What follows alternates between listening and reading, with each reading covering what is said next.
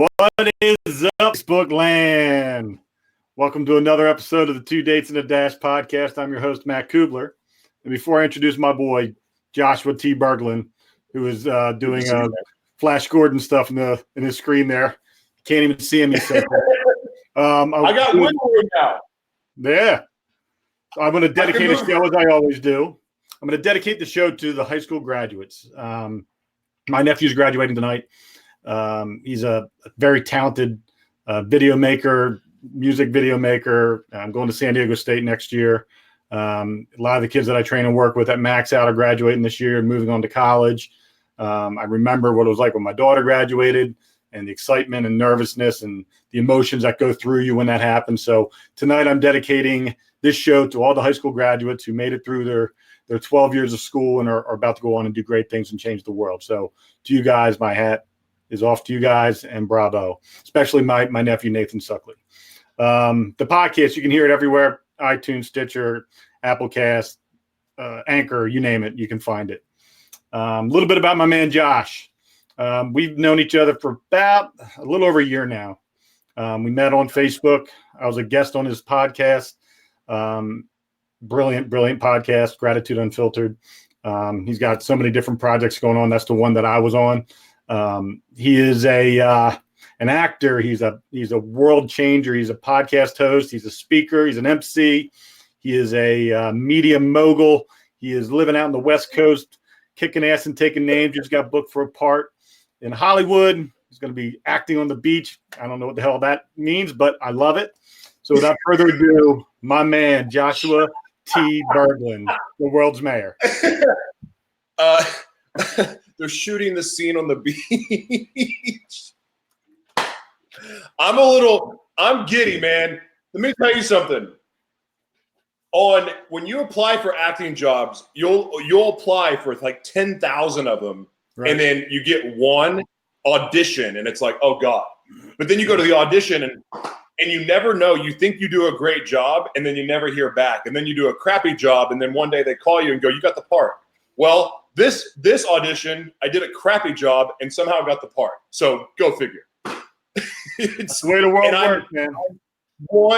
I'm one for, I think I've applied seriously in the last month for probably 600 acting gigs. None of them, not even an audition. The one audition I got, I completely sucked, and they still gave me the part. And I literally found out right before we hopped on. So I'm really like in complete gratitude and humbled and excited and actually kind of giddy, to be honest with you. That's awesome, dude. I'm very proud of you. I know that you've worked real hard. You've put yourself out there a lot, and you live your life literally in front of the camera every single day, whether it's on social media, whether it's on your podcast, or whether it's trying to get an acting gig. And you wear it on your sleeve, and you don't hide any of your greatnesses or your flaws. And I think that's what I admire the most about you. And that's why your podcast is so successful. That's why you're a guest on many different podcasts yourself. And that's why I truly am honored to have you on mine. Dude, it means a lot to me. You're one of the few shows that I think are just incredible. And you were one of my favorite guests of all time. Our back and forth when you came on, it just made me a fan for life of you, because it blew me away. I didn't really even know you that well. Mm-mm. And I just fell in love with you. Not like romantically, but I mean, I fell in love with you. Just be like, this guy is legit. And I've been a fan ever since, man. So I'm humbled to be on your show. Well, I appreciate that, brother. And the feeling is mutual. So you've watched the show, you know, the platform and the way I do the show. Very simple, very linear, very free flowing. I ask one question, and that question is going to be, who is Joshua T. Berglan? Oh God. That's a complicated answer, because it's kind of schizophrenic. It's flawed. There's sometimes that, man, let's put it this way. The very first time, my very first traumatic experience, and I don't want to sit here and talk about trauma. Like, I don't want to do that. But I got my very first vision about what was possible when I was 7 years old after being molested by two guys. And the turn and the craziness that my life became after all of that, the trauma, the self-inflicted trauma, the failures, the success, all of it, it was one of those things that I didn't get help. I didn't have a voice. I didn't do the things that were necessary to turn my life around. But yet, for some reason, regardless of how bad I failed and how miserable I failed, I would just get this vision. It was like I'm down on the ground, looking up, going, I'm done, I'm finished. And God would just go, ooh, and give me this view of what life could be if I just started making the right choices. Now, me making the right choices has not been something that I've been very good at most of my life. Even walking with Christ for the last 5 years, I've still fallen short. I've relapsed. I relapsed last week on meth. And in fact, my breakdown happened in front of everybody. I killed Gratitude Unfiltered. That lasted like a week and a half. Started a new show because I wanted to express all sides of my personality, because sometimes I get tired of wrestling with this other person that lives in me. And it's always been that way in my life. But I remember a year ago when I relapsed, and I had Morning Gratitude. I killed Morning Gratitude, and Gratitude Unfiltered was born through a relapse because God came to me. God, like, after this happened and I'm down, I'm wanting to end it. I'd gotten kicked out of Leadership Emotional Intelligence. I'm feeling like I hate my life. I hate the relationship I'm in. I'm too codependent at the time to leave. It's all falling apart. And then God comes to me and I can see him. I'm like coming off of meth, which you could probably say it's a hallucination, but I swear to you it was God. I could see him out of the corner of my eye, and he goes, I'm going to let you go through this. I'm going to let you go through all of this, and it's going to suck. But I'm not letting you go. I'm not letting you go. God goes away. The next day, Annie Lobert from Hookers for Jesus sends me a message. We get on the phone, talk. She gives me a word, and I'm like, yeah, okay, whatever. Day 2, Lauren Harris comes to me, gives me a word. And if you know Lauren, I know you do know Lauren. Lauren is one of the most amazing people I know, but you know when Lauren's talking to you, and then you know when it's God talking through Lauren. It is 2 different Laurens. This was God talking through Lauren. I know for a fact, because what he told me, no one else in the world could have known what to say to me at that moment. It shifted everything. And it gave me, and then after that, 3 other people came to me giving me these messages that changed the course. But the biggest message that came out of all of it, outside of surrender, was put a spotlight on your shadow world. And for me, that's discussing basically how I got HIV, what drugs really look like, not just talking about, oh, I've got a coke problem, like literally going, here's the gross details of what this looks like. Paint the whole picture. Take these spotlights, take this spotlight and put it right on my shadow and reveal it all in real time. And for the last year, that has been my life. No secrets, no hiding, my screw ups, my failures, my successes, my going for it. I reveal it all. And it's not for ego. Let me tell you something. It's not a lot of fun to come on the air and talk about, yeah, I use meth, and this is what I did when I was using meth. And, oh, and some girl's got naked video. She's got video and pictures of me that she's trying to blackmail me with. And I'm like, you probably chose the wrong person to try to blackmail, because I'm just going to talk about it anyway. But that's what I was called to do. And that's part of what Gratitude Unfiltered is in the ministry that it's been.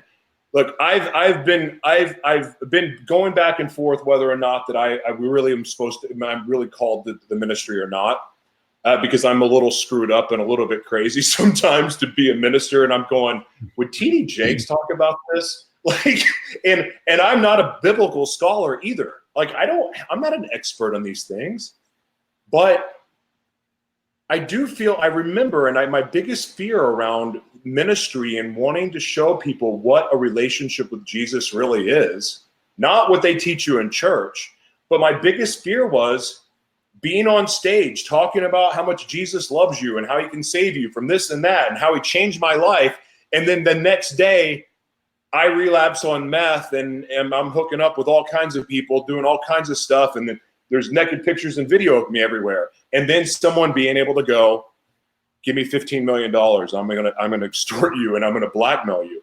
What kind of minister is that? And I realize that I've got a long ways to go, but I do feel like who I am is to be strong and courageous and to face fear and to jump into it instead of run from it, jump into it and stand in truth and stand in regardless of the screw up, show people, because I know I'm not the only one that's trying to live a righteous path. And I'm not saying self-righteous. I'm talking about a righteous path. I'm talking about doing the right thing by others, by standing for something that matters, for trying to break stigmas of what it's like for somebody that is molested by men and women, that's confused by their sexuality. I'm still not even 100% clear about it because my brain lies to me sometimes. And the fact that, and what it's like to really crave, drugs and why they crave drugs and what it's like to go through the healing process and all of it. Like this is what I feel like I was born to do, is to be that crazy person that's willing to just stand in truth regardless of how ugly it is, because I know I'm not the only one. I know I'm not the only one that's trying to do the right thing that screws up.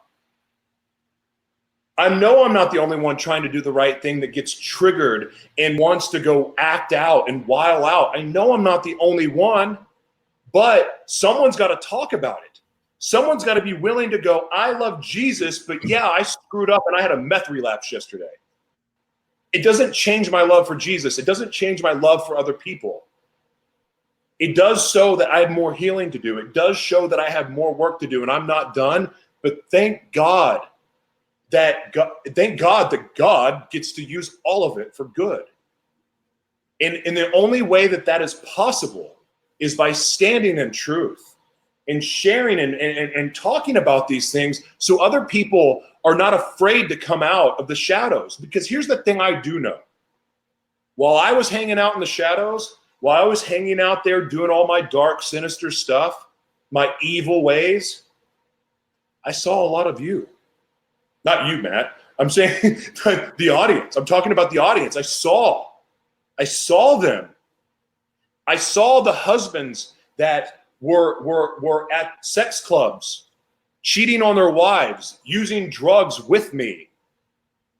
And I'm not calling people out, but I understand how it happens. I know what it's like, because when you are molested and you're sexually abused and then physically abused as a child, it changes your brain. It changes everything.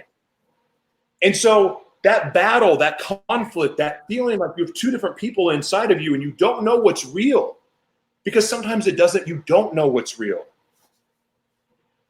But I know what that's like. But the problem is, by living in fear of if you cannot come out and talk about it, if you cannot speak your truth, what happens is this: not only do you hurt yourself and damage yourself, and you keep yourself from being able to be the man or the woman that you are called to be, but the ripple effect of pain that you cause by this behavior, by living in the shadows, by sneaking off and cheating on your spouse.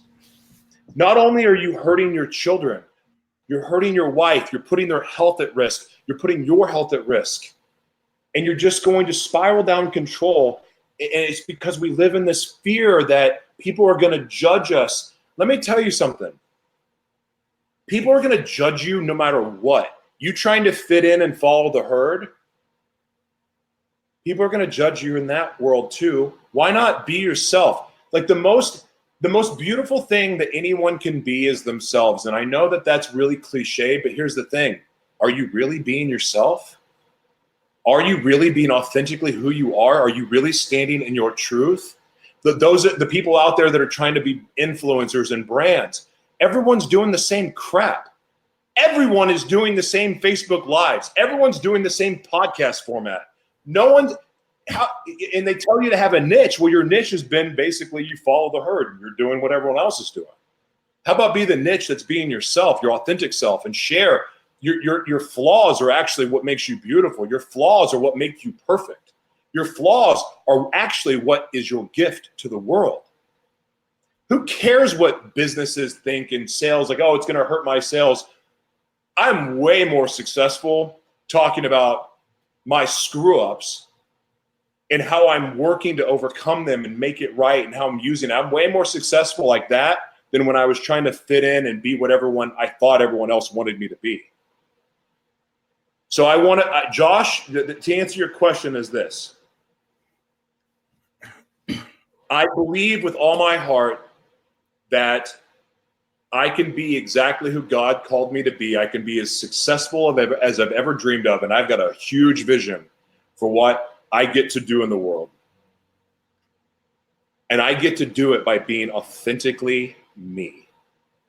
And I know for a fact the people that are in my life, I don't have to doubt that they truly love me, because those are the people that the minute I start speaking my truth are the ones that flocked to me, that showed me love, that accepted me, that loved me up. They're the ones that hold me accountable. They're the ones that call me and say, how you doing? Are you okay? I noticed that you're being a little bit quiet. Are you getting your head? Are you isolating? Are you plotting your next little date with the devil? And I'm like, oh crap. Yeah, I am. Thank you for calling me and holding me accountable. I'm so grateful for the people by speaking my truth.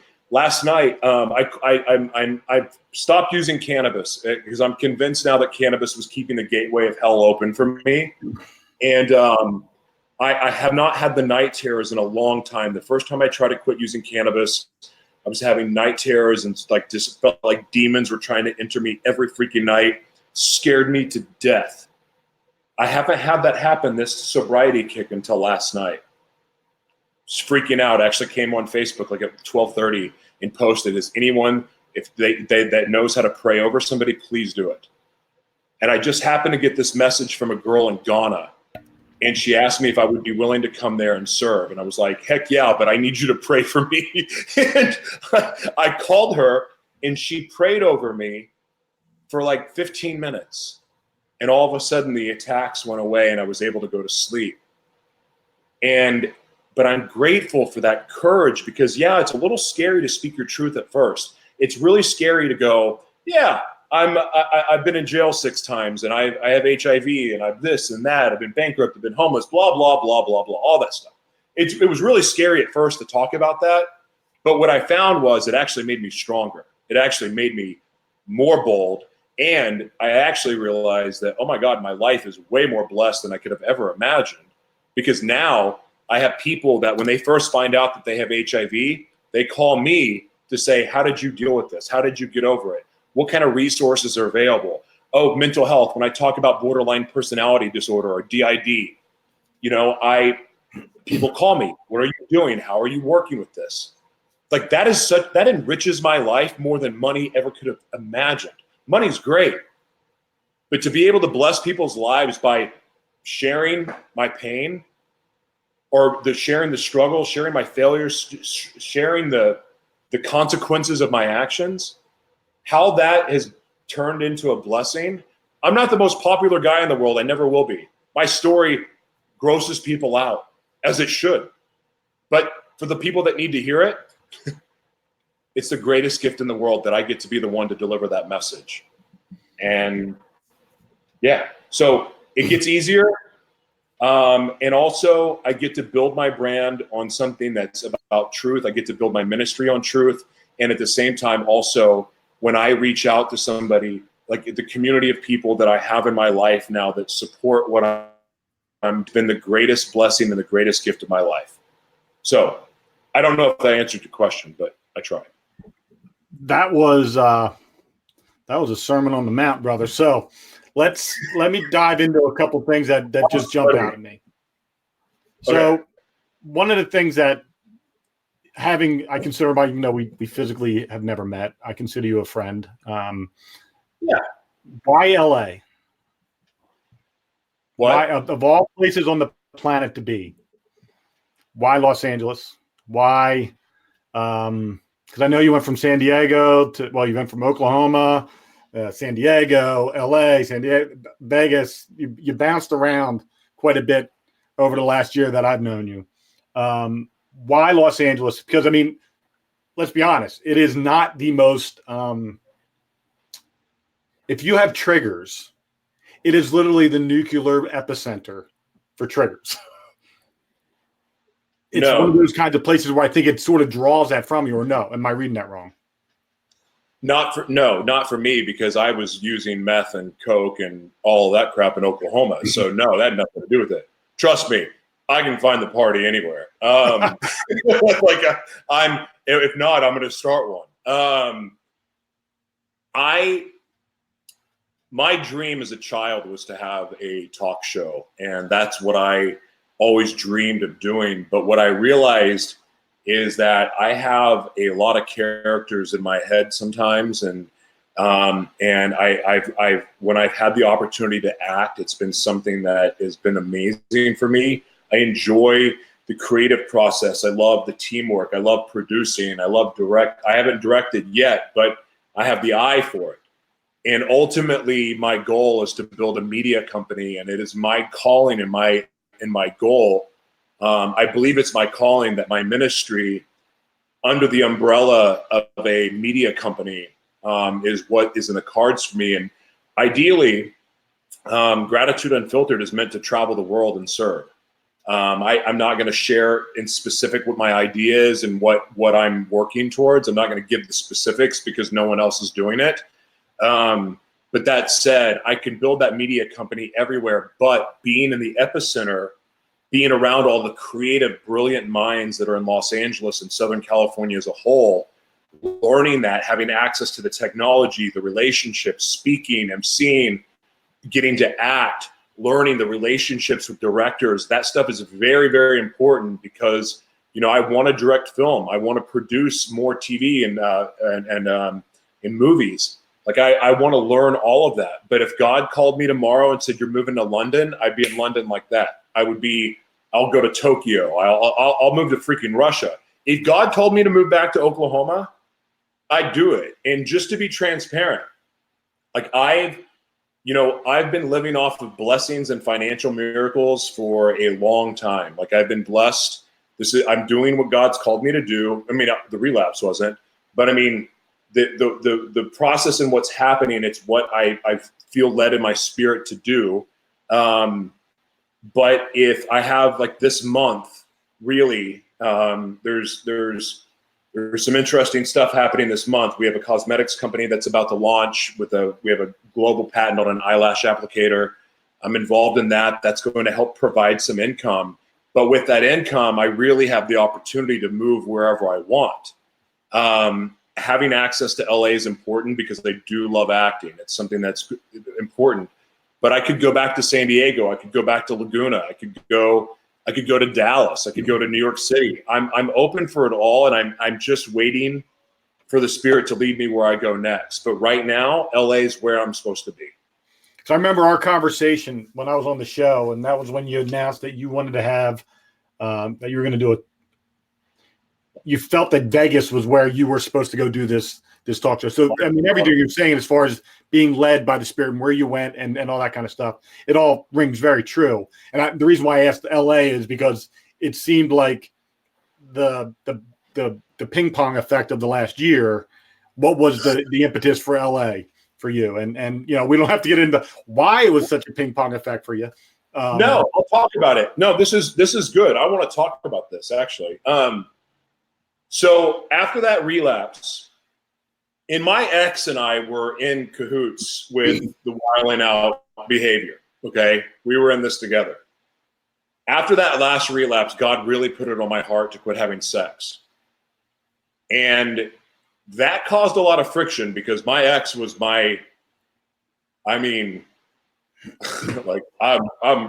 was my fantasy woman, right? I mean, she was that, and because she fed that other side of my personality, it was hard. And I told her, I was like, I have to quit we cannot have sex until we're married. This is what's on my heart.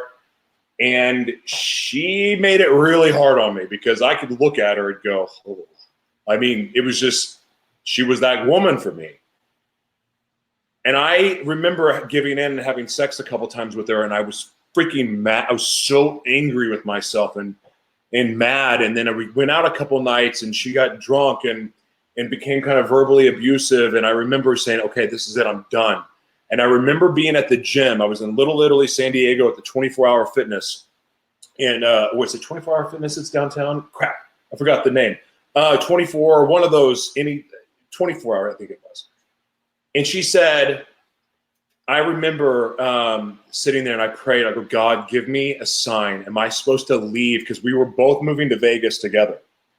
And I had gotten this job and, you know, and we were going to move the global headquarters to Vegas. And I said, God, give me a sign. Am I supposed to just take off and leave without her? Sure enough, I came home after the gym because I was still upset from the fight the night before. And she said, just get the beep out of here. And I was like, and she was really aggressive with me. And I was like, okay. So by the time she goes to work, I packed up everything in my car, in the rental car that I had. And I took off for Vegas. She had no idea I was gone until she got home. Around this time, I had just interviewed Jennifer, who during that interview, I got a vision that she was going to be my wife. Like, this is the woman that I was going to serve the world with. And I was like pretty convinced of it. Like, this is the real deal. Well, I moved to Vegas. You know, Karen called, I didn't mean it. Well, I'm not saying her last name, but she's now realizes I'm gone, and it's really awful. I mean, it was hard for her, and rightfully so. And she didn't think that this time with the words that I would actually leave. It was brutal. Long story short, but I was so focused on that vision that I got, and I believed that this was God's plan and he would just work it out. And 3 weeks later, I married Jennifer. We didn't even know each other. We physically saw each other for 3 days before we got married, but we had never spoken before that interview. And that was pretty tough. Being in Vegas, and then we get married. Next thing you know, Jennifer and I go to Arizona. We're meeting her family, kind of getting situated. And Jennifer and I are with each other 24 hours a day for like 3 months. I'm being spiritually attacked because of the sobriety. Now, all of a sudden, I quit using cannabis. I'm losing my mind. I'm now grieving Karen. Like, I am freaking out internally because now I miss Karen. I mean, to be honest with you, I still miss Karen. I still love her. And I think it's the sick part of me still, but I still love her, and I miss her.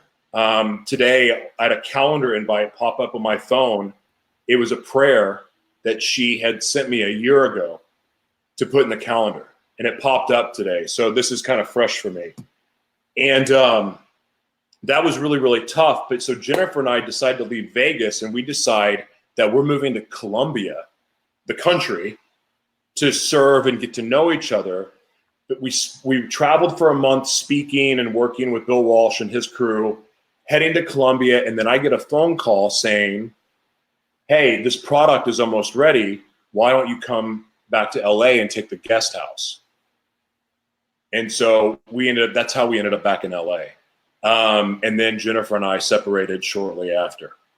Because LA brought out all of my demons, the triggers, and I didn't start acting out or anything, but mentally I was under a warfare that I was not handling very well.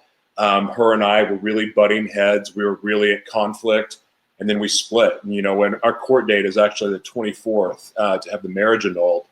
But I've been in LA since, but I think that God has positioned us both here. Her and I are talking now. We're friends, you know, and like I have nothing but love for her, and I'm so grateful for everything that she's done for me. And she's been very supportive in this stretch of sobriety that I have right now. And you know, she's. But but this is where I'm supposed to be right now. But again, if God says take off, then I'll take off again. And I have no problem leaving. I've moved around. I've lived in Boca Raton, Florida. I've lived in Hawaii. I've moved around a lot. Even when I lived in Oklahoma, I was moving a bunch. I have a gypsy spirit, and if I lived out of a suitcase and traveled the world doing Gratitude Unfiltered, I would be the happiest kid alive. Well, that's good to hear. I wasn't planning on talking about, but I'm glad you were able to talk about that, because I think it's probably something people were wondering. And I was wondering, because obviously I kind of watched what was and then what wasn't, and then why wasn't it was the question. Dude, you can ask me anything. I'm an open book, man. And that I do know. So I'm going to ask you this question. Don't be scared. So now you're in LA, and you have these visions, and you have this passion and this vision for what your future holds.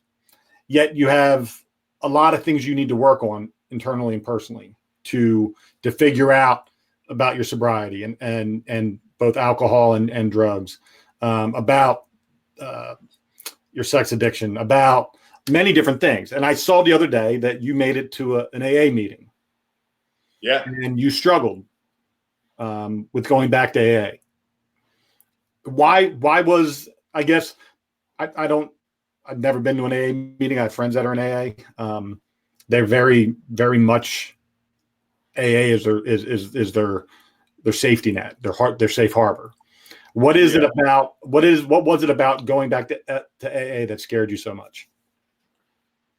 Well, the last time I went was I went in for it was 15 years ago. And alcohol really wasn't my thing. I mean, mind you, I've had some problems with alcohol, but it wasn't my thing.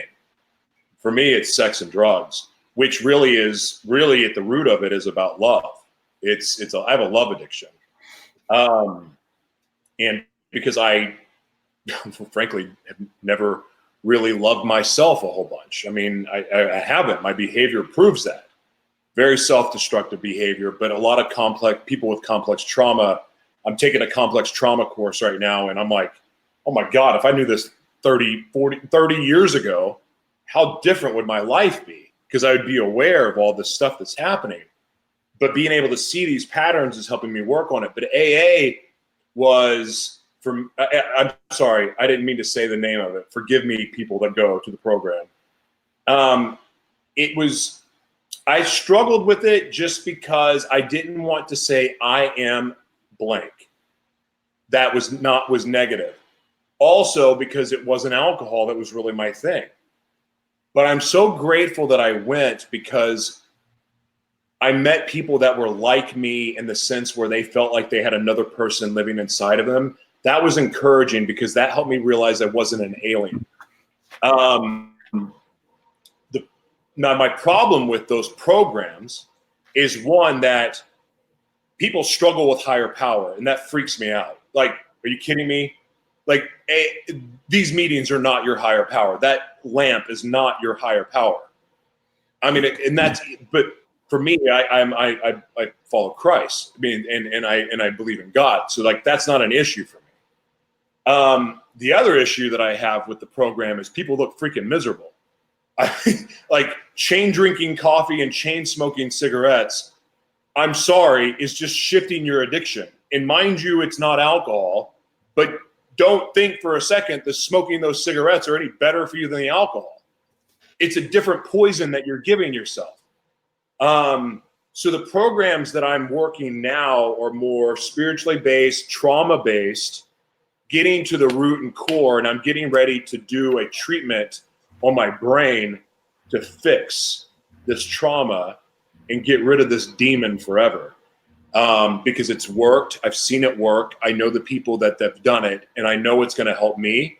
But while in the process, I'm working programs, and the main reason why is because it's giving me a community. It's very easily for me to isolate, because as a man of faith, one of the things that I want to change, and one of the things that I'm trying to do with Gratitude Unfiltered, and it's essential that I get my act together completely, because I want to bridge the gap between these programs and following Christ and merge the two. Because the one thing that these meetings do right is someone is immediately coming up to you, shaking your hand and saying, "It's very nice to meet you. What brings you in? How you doing? Hey, give me your number." Like, not like, "Hey, call me if you ever need anything." Give me your number and put it in your phone. Like, I get that churches have the little, like, "Oh, you can fill it out and you can sign this and you're going to send it in and you can call me." Well, guess what? I fill out those things all the time. No one calls me. And then when I do meet people in the church and I go show up at their prayer meetings, I show up at their Bible studies, I show up at their small groups, I show up at the church and I try to get someone's information, they don't call. How many people out there are like me that first of all, I support the LGBT community. I love Jesus. I support that community because I understand how it happens, and my commandment is to love. How many people how many people like me have been in jail? Like, the people in the meetings are freaking miserable because they don't have a savior. They don't have someone that's going to pardon their sins. They don't even recognize that there's a God, a lot of them. But yet at the same time, those same people, when they go to the church, they feel rejected. They don't feel like they belong. They don't feel safe. They feel like outcasts. They feel like they're being judged. They're afraid to talk about battling their sexuality. They're afraid to talk about injecting meth. It's sleeping with somebody of the same sex or somebody that is both sexes or whatever. They're afraid of that. So where's the bridge? I want to be the bridge. My calling is to bridge the two, to make it go, you are acceptable, you are lovable. And I want to convince with everything in me, I want to convince the people that feel like they are so broken beyond repair, the people that feel that they are not worthy of love, the pimps, the prostitutes, the killers, the druggies, the diseased. Those people are the people I know with everything in me that have the greatest superpowers in this world. And those are the people that can transform the world, because those people have the ability to walk in hell and bring people out. That is what I'm called to do. And that is why I am the way that I am. And that's why I'm so fearless about this, because I know what it's like to not feel like you belong. Oh, sure, I can put the monkey suit on. I can look the part. I can work the red carpet. I can do all that stuff. But you know what? I'm hiding right in front of you. I know what it's like to feel just like you don't belong and you feel like a freaking alien because of how you see the world. Those people are the people that I want to reach. You know what? Jesus gets to use all of that. Jesus gets to use the fact that you sold your body for drugs. You sold your body for money. Sometimes you gave it up for free. Maybe you were the rapist. Maybe you were the abuser. Jesus gets to use that too. And he gets to use it to heal other people through you, because you become a vessel. That is the example that I want to be for other people. That is the ministry that I am building. That is what I want to show, is that is the way out. And I'm going to merge the two. I applaud you for that. I really do. I think it's a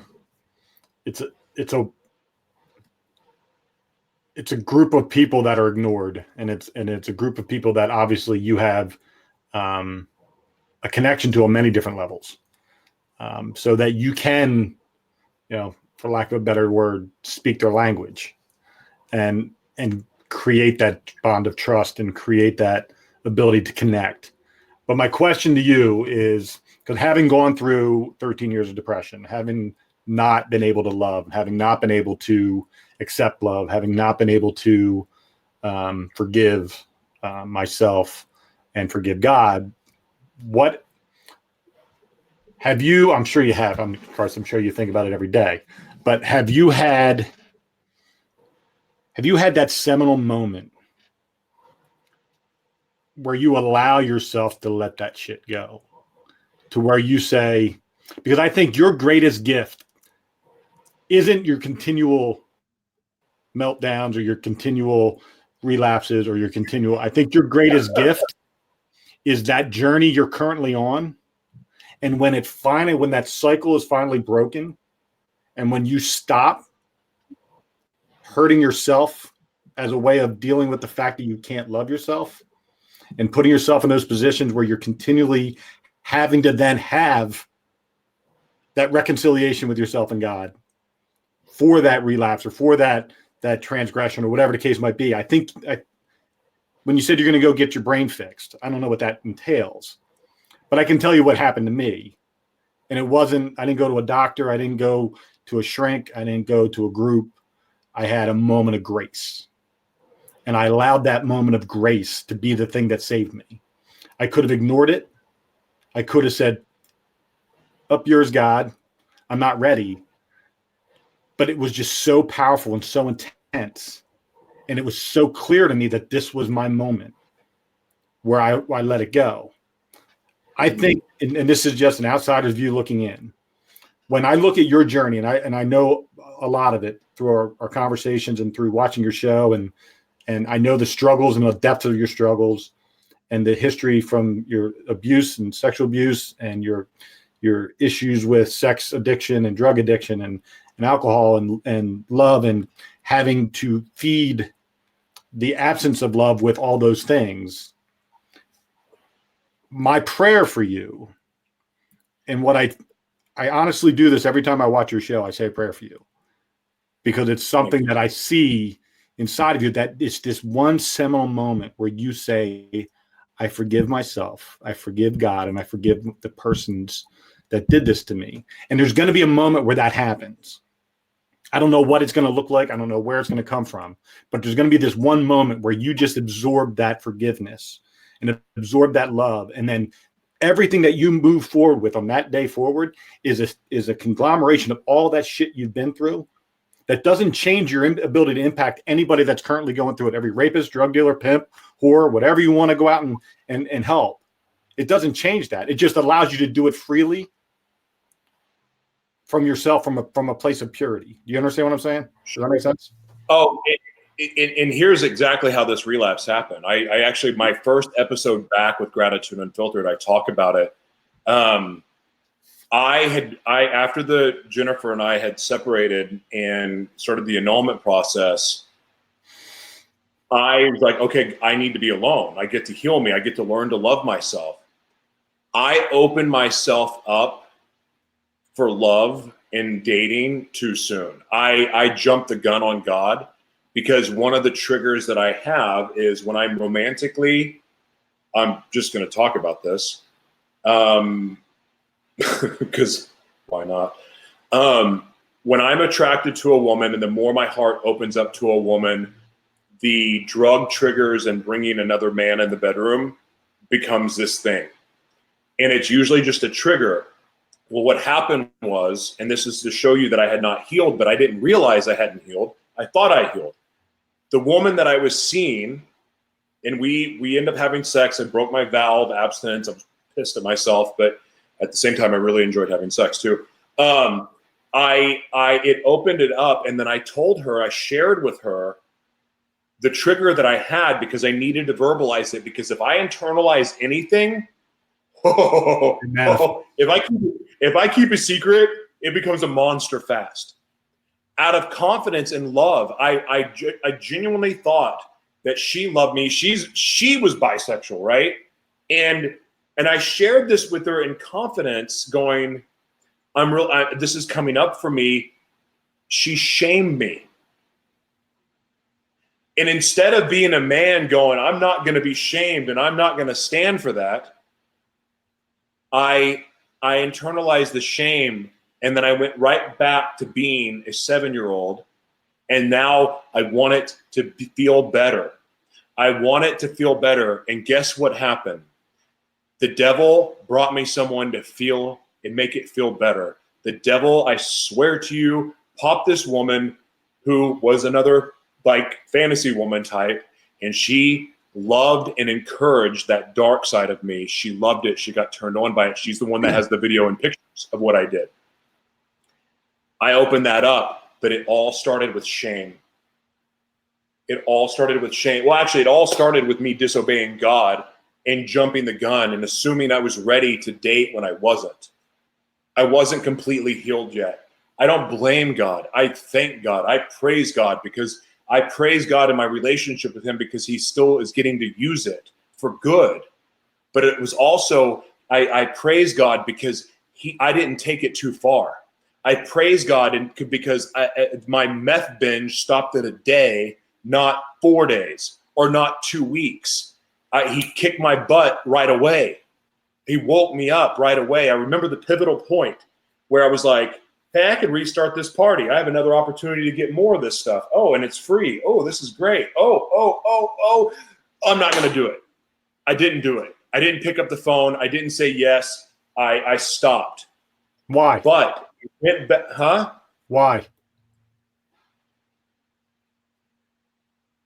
Because I was scheduled to do, there's 2 reasons. I was scheduled to do Lauren's show, but I was too messed up to do it, and like emotionally too, because I found out my daughter's being trafficked willingly. Seriously. I mean, but I thought she'd left the country. And she disappeared for 8 days. I couldn't reach her. I know what's going on, but she disappeared. I'm like, I freaked out, and that's like, that was the final straw. But there was that. I had an opportunity for a role in a movie, and I thought, I have no chance of doing this if I keep this going. And then Lauren's show, it was that combination of the accountability that reminded me I have a bigger purpose. I've got to stop. I didn't want to stop. I honest to God, wanted to keep it going. I really, really did. But it was that accountability that was hanging over my head in the bigger picture that made me stop. My daughter ended up calling me texting me through Facebook to find out that she was still in the United States, but then she disappeared again. But it was a wake-up call. So that's the reason why. So I thank God for those things, for putting that on me. But I also have really gone back to, I get to completely heal, and I get to wait on God for the woman I'm supposed to be with, instead of me just assuming and jumping into it. I get to wait for confirmation. Just like when I get a vision, instead of just assuming that vision came from God, because guess what? The devil gives you visions too. Especially if you're a visionary. Not all visions come from God. If a vision comes from God, he's going to give you confirmation. And I've learned that lesson now, after the fact. But I get to wait on God before I say, okay, now I'm ready to date. Now I'm ready to see this person. I get to wait. So now I'm focused. I'm working programs. I'm rebuilding myself. I'm strengthening myself. I've forgiven myself. And here's another thing. I'm effing done apologizing. I've apologized for the last freaking 5 years. I'm done apologizing. I'm done. I'm done doing it. It doesn't do any good.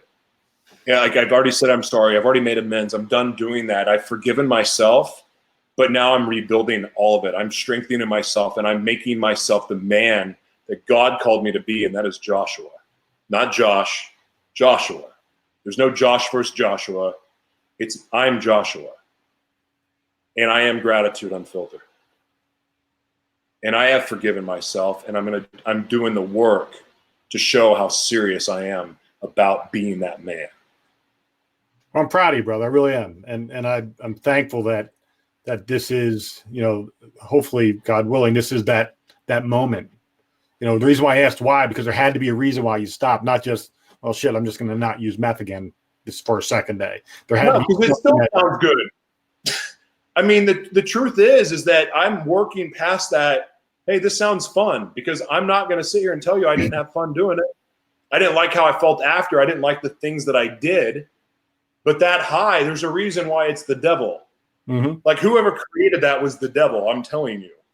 It shifts your reality to a point that it's not reality. Like I'm choosing not to do that because, Misty Lane. Mm-hmm. Misty gave me the best advice I've ever been given ever about writing out a trigger. She said, sit with it and go through it. Take yourself through the process of using it. having your fun, we're having a good time, and then the after effect. It's called the COPE method, and it freaking works. It's been so helpful, and she talks about it in her book, What Goes Up, and it's terrific. And she was a great guest, and I love her story. I love her resiliency. She had her moment of grace when God showed it to her, and I do believe with all my heart that for people that have gone through trauma, for people that have struggled with that trauma and how it means as much or as little as it means, depending on what it was, and where it should have a place in your heart, and how to manage that. I think there is that defining moment. Mine was as clear. I can see it as clearly today as it happened that day. And Misty is the same way. And I hope this was your clarity moment where you now have that ability to control the outcomes the way that you are capable of controlling them, not without struggle, not without still listen, it's never going to be easy, but it's going to be clear. The path is clear, and how you manage the triggers and manage the self-doubt and manage the relationship struggles that are always going to be around until you find that one that is meant to be with you. But not allowing them to derail you, I think your ability to connect. And I tell people this, especially leading up to the show, that your ability to share what's inside of you in a way that is meaningful to the person that you don't know everybody that is watching, but yet those that are watching, you're connecting with each one of them in a way that's meaningful to them, whether it's through your sex addiction or being abused or being bisexual or having issues with sexual stuff or drugs or whatever the case might be. You're connecting with somebody on a level that is personal to them, as if you're talking one-on-one with them. And that's your gift. And it's whether it's on a podcast or on a TV show or live and in person or one-on-one in a conversation. I think that's your gift, is to be able to share something that's inside of you in such a way that connects with the person that's listening. And if you can harness that and use the power of God and the direction and path that he's placing you in, and utilize it in a way that's going to grow and build that ministry that you're building, I can't even begin to fathom the potential of that journey. I think you have the ability to reach many, many people. I do not want any of it to go to waste. And that is why I constantly empty myself with confession, with, and letting it all play out. And I have to thank my friend Todd Beats from Oklahoma. He's an artist. He lives in Oregon now. He came in from when I was living in Laguna. He came in. Him and his wife stayed with us, and he told me, he's like, just document the journey. I'm like, people don't want to hear what I have to say. He goes, just document the journey, all of it. I'm like, but I'm not. I'm a failure. I don't. No one would. I'm not a success yet. Like, what do you document the journey? And if he would not have put that bug in my ear, and then Lauren Harris believing in me, like, I will forever be indebted to Lauren Harris, because he was the first person to truly believe in me and speak life. Him and I fight all the time too. Him, Jason Cisneros, those two. They've been like my dads in a way, and I'm blessed to call them a friend, but they've been fathers to me, and I don't want to let them down, and I know I have, and but I'm taking this so serious, and I'm really, really aware of the fact of how important it is that I really become whole and complete as a man and good by myself before I ever try to jump into a relationship, because me letting a woman throw me off by shame giving her that power over me where it ended up me spiraling out of control and having a meth relapse, if that's not a wake-up call, what the hell is? So everything you're saying obviously hits home, and I'm grateful for your words. But yeah, that was a wake-up call. And now I've made myself so busy with things that I don't have time to even consider the thought of dating. And I'm lonely. You know, there's times that I'm genuinely lonely. LA can be a lonely, isolating place. But I know that God has me right where he wants me to be, and he sure as heck has my attention. I love it, man. You know, my prayer for you as we end the show is that the people that watch your show are cheering you on for your recovery, not cheering you on to see what exploits Josh gets into next. You know what I'm saying? I want the people that are going, I want to see Josh in his greatest abilities on full display so that I can witness the greatness that is about to unfold through everything you've been through, and not these knuckleheads or anybody that's watching in almost like a voyeurism, wanting to see what fucked up shit Josh does next. And those are the people that I just want to backhand, because I know they're there. Because people watch me and want to see me fail. They like watching the train wreck. That's why people stop and rubberneck at a 7-car pileup.